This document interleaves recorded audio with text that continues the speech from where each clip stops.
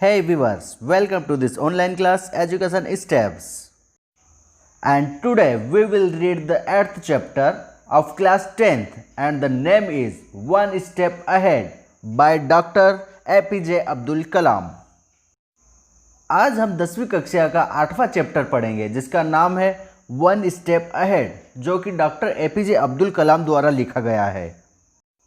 अगर आप भी यहाँ पर पहली बार है और अभी तक आपने इस क्लास को सब्सक्राइब नहीं किया है तो जल्दी से वीडियो के नीचे आ रहे सब्सक्राइब बटन को प्रेस कर सब्सक्राइब कर लो और साथ ही पास में आने वाली नोटिफिकेशन बेल पर भी क्लिक कर दो ताकि हर नई आने वाली वीडियो आपको टाइम पर मिलती रहे।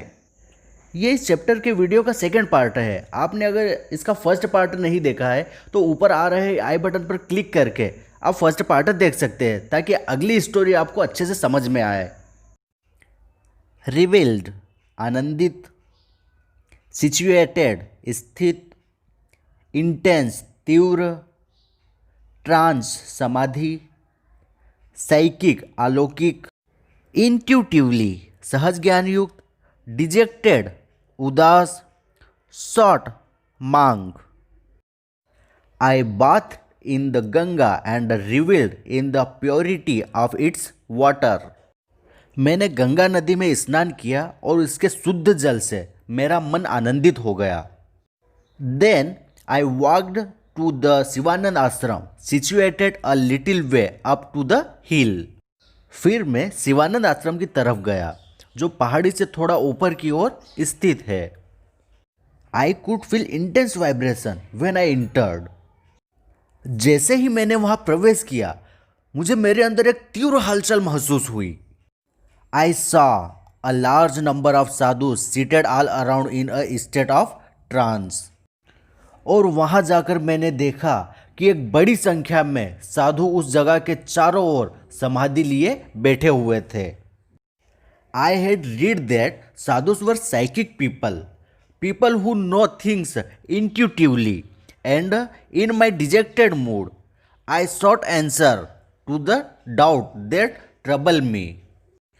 मैंने पढ़ा था कि साधु अलौकिक व्यक्ति होते हैं और ऐसे व्यक्ति जो चीज़ों को या किसी के मन की बातों को अपने सहज ज्ञान से जान सकते थे। और उदास मन से मैंने उनसे उन शंकाओं का जवाब मांगा जो मुझे परेशान कर रही थी। ओलिव कॉम्प्लेक्सन जैतून समान रंग वाला या त्वचा, पियर्सिंग भेदने वाली, स्ट्रक परास्त, इरेसिस्टिबल आकर्षण तेजस्वी, ग्रेसियस शालीन दयालु, अराउज्ड उत्तेजित। I met Swami Sivananda, a man who looked like a Buddha wearing a snow white dhoti and wooden slippers. मैं स्वामी शिवानंद जी से मिला जो भगवान बुद्ध की भांति दिखाई देते थे। उन्होंने बर्फ के समान सफ़ेद रंग की धोती और लकड़ी की चप्पल पहन रखी थी। He had an olive complexion and black piercing eyes। उनकी त्वचा का रंग जैतून के समान सांवला सा था और उनकी आंखें काली गहरे रंग की थी जो किसी के भी मन को भेद सकती थी। I was struck by his irresistible, almost childlike smile and gracious manner। मैं उनके उस तेज व आकर्षण के सामने परास्त हो गया था जो किसी बच्चे की प्यारी सी मुस्कान और शालीनता व दयालुता से परिपूर्ण था। I introduce myself to the Swami ji. मैंने स्वामी जी को अपना परिचय दिया। My Muslim name aroused no reaction in him. मेरा मुस्लिम नाम सुनकर भी उनमें किसी तरह की कोई उत्तेजनापूर्ण प्रतिक्रिया नहीं थी। Before I could speak any further He inquired about the source of my sorrow। इससे पहले कि मैं कुछ और पूछता उन्होंने मेरे दुख का कारण पता कर लिया। He offered no explanation of how he knew that I was sad and I did not ask। मैं किस वजह से दुखी था यह बात उन्होंने कैसे जानी, उन्होंने यह बात नहीं बताई और ना ही मैंने पूछा। चेरिस्ड पालना, एंजाइटी चिंता, फीबल कमजोर। I told him about my unsuccessful attempt to join the Indian Air Force and my long cherished desire to fly. मैंने उनसे भारतीय वायुसेना में शामिल होने और उड़ने की इच्छा के बारे में बताया जो मेरे मन में लंबे समय से पल रही थी और जिसमें वह असफल रहे. He smiled, washing away all my anxiety almost instantly. Then he said in a feeble but very deeply voice. फिर वे मुस्कुराए और मेरी चिंता को लगभग तुरंत दूर कर दिया और कमजोर और गहरी आवाज में बोले. इंटेंस तीव्र, इलेक्ट्रोमैग्नेटिक विद्युत चुंबकीय, कॉन्शियस चेतना, रेनफोर्स प्रबलता, कॉस्मिक ब्रह्मांड, मैनिफेस्ट प्रकट होना या मिलना, रिलाय विश्वास.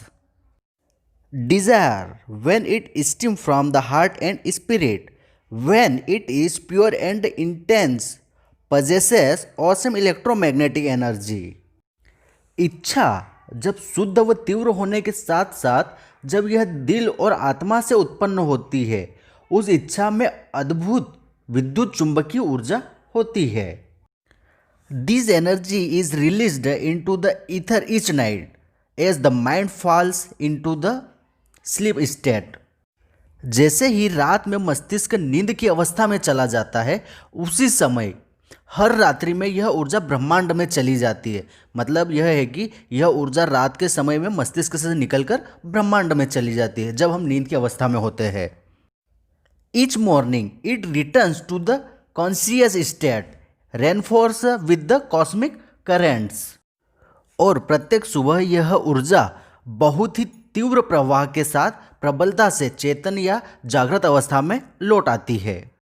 That which has been imaged will surely and certainly be manifested. और वह जिसकी कल्पना की गई है या जिस भी चीज़ों के बारे में सोचा गया है वह निश्चित ही प्रकट होगी या पूरी होगी.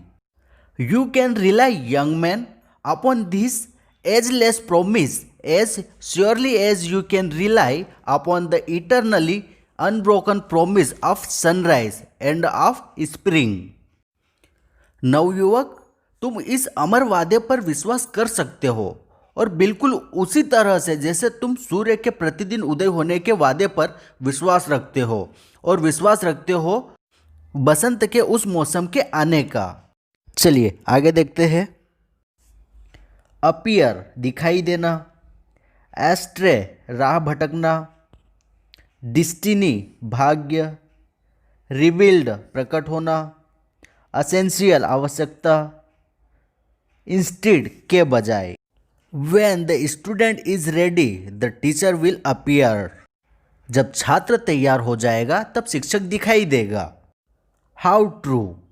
Hair was the teacher to show the way to a student who had nearly go astray. यहाँ इन लाइनों में कितनी सच्चाई है. इस पंक्ति के अनुसार यहाँ एक शिक्षक है जो एक राह भटके विद्यार्थियों को रास्ता दिखा रहे थे. Accept your destiny and go ahead with your life. अपने भाग्य को स्वीकार करो और अपने जीवन में आगे बढ़ो. You are not destined to become an air force pilot. तुम्हारे भाग्य में एयरफोर्स पायलट बनना नहीं लिखा है. What you are destined to become is not revealed now, but it is predetermined. तुम्हारे भाग्य में जो बनना लिखा है वह अभी सामने नहीं आया या सामने प्रकट नहीं हुआ, किंतु यह पहले से ही निर्धारित जरूर हो गया है. Forget this failure as it was essential to lead you to your destined path. इस असफलता को भूल जाओ क्योंकि तुम्हें नियति के पथ पर आगे बढ़ने के लिए इसे भूल जाना आवश्यक है. Search instead for the true purpose of your existence. अपने अस्तित्व के सच्चे कारण को खोजो. Become one with yourself my son, surrender yourself to the wish of God, Swami ji said. अपने आप में एक बनो मेरे बच्चे, भगवान की इच्छा के सामने खुद को समर्पित कर दो. ये सारी बातें स्वामी जी ने कही. चलिए इस लेसन का अब ये लास्ट पैराग्राफ पढ़ते हैं. आउटकम परिणाम, रिसेंटमेंट नाराजगी। I returned to Delhi and inquired at the DTP and P Air about the outcome of my interview.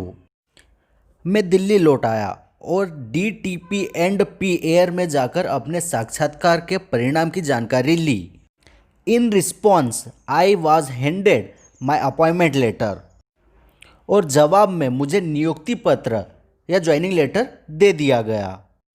I joined the next day as senior scientific assistant on a basic salary of rupees 250 per month. और अगले ही दिन मैंने 250 रुपये प्रति माह की senior scientific assistant की नौकरी ज्वाइन कर ली। If this was to be my destiny I thought let it be so. अगर यही मेरा भाग्य था तो मैंने भी सोचा इसे ऐसे ही चलने दो। Finally, I was filled with mental peace. No more did I feel any bitterness or resentment as my failure to enter the Air Force. All this was in 1958. अंत में मुझे मानसिक शांति भी मिल गई। मुझे फिर एयरफोर्स की असफलता की कड़वाहट और नाराज़गी महसूस नहीं हुई। और यह सारा किस्सा, सारी कहानी 1958 की है। लेसन से रिलेटेड कोई भी क्वेश्चन अगर आपके मन में हो तो आप कमेंट बॉक्स में लिखकर कमेंट कर सकते हैं, इनके जवाब आपको मिल जाएंगे। Thank you for watching the video.